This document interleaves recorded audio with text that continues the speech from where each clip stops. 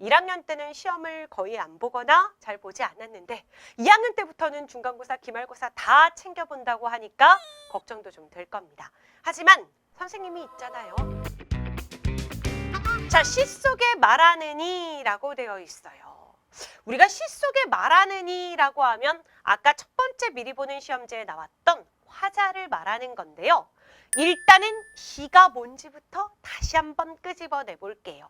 1학년 때 시를 배우셨거든요. 제가 또렷이 기억하고 있습니다. 1학년 1학기 1강에서 했어요.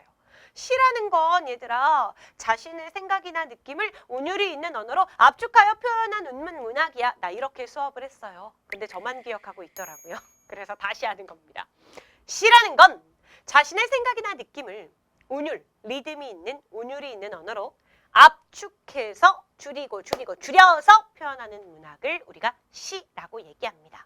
이 시 속에 말하는 일을 우리는 화자라고 얘기하는데 시인의 생각을 좀 더 효과적으로 전달하기 위해서 의도적으로 설정해 놓은 허구적 대리인이다라고 얘기합니다. 말이 좀 어렵죠? 허구적 대리인이란 실제로 존재하는 사람은 아니고요. 허구적으로 야 네가 대신 말해 이러면서 시킨 사람을 대리인이라고 얘기하는 거예요. 그래서 이런 시의 화자를 고등학교에 올라가면 화자라는 말도 물론 쓰지만 서정적자라는 표현도 많이 쓰게 됩니다. 그래서 같은 뜻이다라고 기억하시면 돼요. 자, 그러면 시적 화자는 어떤 유형들이 있을까? 어른도 있고 어린이도 있고 남성도 있고 여성도 있고 뭐 노동자도 있고 지식인도 있고 굉장히 다양해요. 우리가 시 속에서 이 화자가 어떤 사람인지를 잘 생각해보고 찾으면 돼요. 자, 그러면 우리는 이제 화자에 대해서 이야기했으니까 화자를 좀 더 깊이 들어가 볼게요. 1단원에서 여러분들에게 가르치라고 얘기하는 것이 문학작품의 관점이라고 해서 시 속에는 화자, 소설 속에는 서술자, 얘네들의 관점 파악하는 게 가장 중요한 단원입니다. 자, 시에 나와 있는 화자는요. 시인과 항상 일치하는 것만은 아니에요. 화자는요. 시인과 일치할 때도 있긴 있어요. 그런데 대체로 시적 화자를 따로 내세워서 쓰게 됩니다. 왜냐하면 시의 내용과 정서를 좀 보다 효과적으로 전달하기 위해서 의도에 따라 다른 인물을 내세워 놓는다는 거예요. 그것에 대한 예 보여드릴게요. 김소월이라는 시인이 있어요. 이 시인이 엄마야 누나야 라는 시를 썼거든요. 엄마야 누나야 강변 살자 뜰에는 반짝이는 금모래빛 뒷문 밖에는 갈잎의 노래 엄마야 누나야 강변 살자 이렇게 나온 아주 짧은 시예요. 자, 이 시에서 시인과 화자가 일치하지 않는다는 걸 지금 여기서 알 수 있거든요.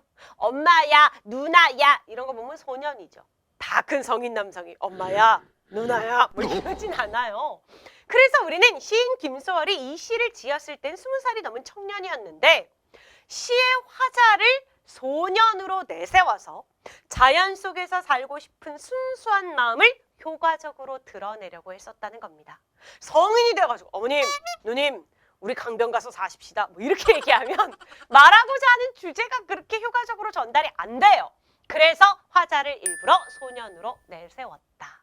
이런 화자는 어떤 역할들을 해낼 수 있느냐? 바로 시의 주제를 방금 말했던 것처럼 효과적으로 보여줄 수 있어요. 형상화 어렵게 생각할 필요 없어. 보여준다고요. 시의 정서나 분위기를 형성해 주기도 합니다. 아, 소년이라서 이런 순수한 정서가 돋보이는구나. 이렇게. 시가 구체적이고 현실적으로 느껴지기도 하고요. 일관된 목소리로 시가 통일성을 가지게도 만들어줍니다.